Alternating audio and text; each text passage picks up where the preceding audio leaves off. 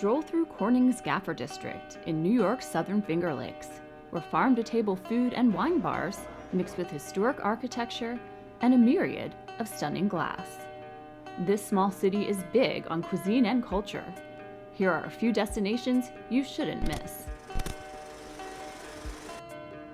Stop by the Soulful Cup for a morning cappuccino before admiring Corning's architecture. So you might have heard our nickname, the Crystal City, and these buildings here played a very big role in that because cut crystal was such a huge industry in this town.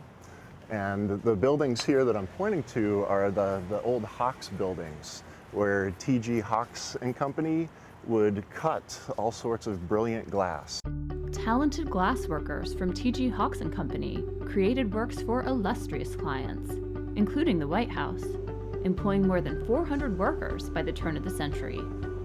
Corning would take off as a mecca for glassmaking. Along with T.G. Hawks and Company, Steuben Glassworks would get its start in Corning, and Corning Glassworks, now known as Corning Incorporated.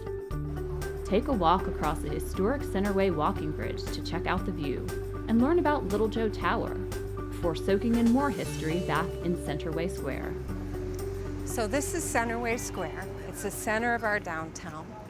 And way back in the late 1800s, you used to be able to ride your horse and carriage to town and hook up so your horse could have a little drink while you were doing your shopping. It's the watering hole. Yeah, the watering hole.